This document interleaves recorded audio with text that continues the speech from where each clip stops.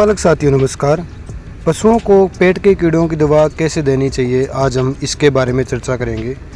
अपने घरों में यदि पशुओं को पेट के कीड़ों की दवा देनी होती है तो एक पशु को आराम से दे सकता है, परंतु बाड़े में या गौशाला में आप अपने पशु को पेट के कीड़ों की दवा किस तरीके से दें ताकि आपको ज़्यादा समस्या ना हो, और ऐसे तरीके से देनी चाहिए जिससे पशु आपके चोट ना लगा दे और पशु को प्रॉपर डोज प्रॉपर मात्रा में मिल जाए।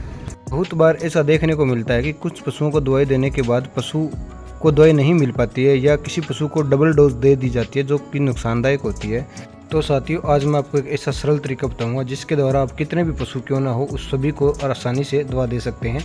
साथियों, पशुओं में पेट के कीड़ों की कई तरीके की दवाइयाँ आती है। कुछ तो लिक्विड बेस में आती है, कुछ बॉल्स फॉर्म में आती है।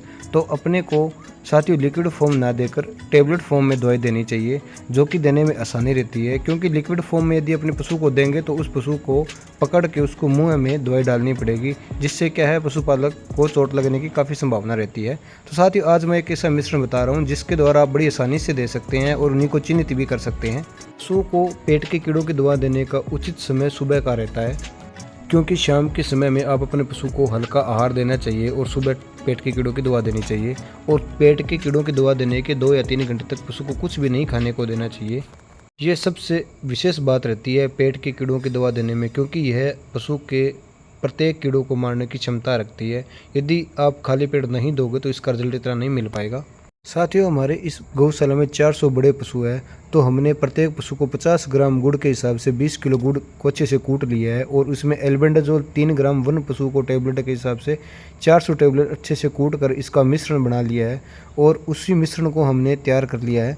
अब इस मिश्रण के पुनः लड्डू बनाए जाएंगे और प्रत्येक पशु को 1 लड्डू दे दिया जाएगा। यदि साथियों आपके पास छोटे पशु हो तो उस लड्डू को आधा करके आप उस पशु को दे सकते हैं। अब पशु को चिन्हित करने के लिए एक बाल्टी में गुलाबी कलर ले लेना है और जिस पशु को दवाई दी जाए उसी के ही ये मार्क लगा देना है।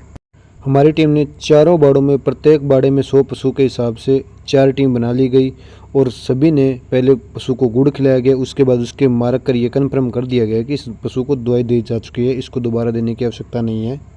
साथियों, हमने 100% दवाई दे दी है और सभी के मार्क लगा दिया गया और लास्ट में इसमें कन्फर्म कर लिया गया भी कोई ऐसा पशु तो नहीं रह गया जिसके मार्क नहीं लगा हो, यानी कि दवाई नहीं दी गई हो। यह सबसे सरल तरीका है। यदि अपने लिक्विड दवाई देंगे तो पशु को पकड़ के इसको मुंह में डालनी पड़ती है, वरना पशु नहीं खा पाता है, जिससे यह दवाई व्यर्थ ही जाती है। यह लिक्विड दवाई देने के कारण पशु अपने को चोट लगा सकता है, इस बात का विशेष ध्यान रखना चाहिए और इसी वजह से ही लिक्विड दवाई देने में थोड़ी प्रॉब्लम होती है।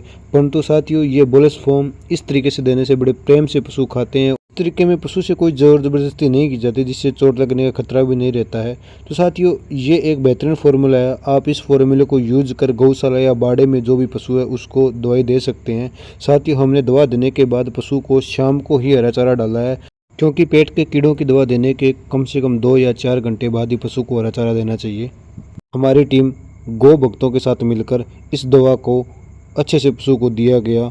और साथियों, पेट के कीड़ों की दवा प्रत्येक पशु को साल में 2 या 3 बार देनी चाहिए ताकि पशु में बहुत सी बीमारियां नहीं पनपती है। ऐसी यूज़फुल वीडियो देखने के लिए आप इस वीडियो को लाइक करें, शेयर करें तथा इस चैनल को सब्सक्राइब करें। धन्यवाद।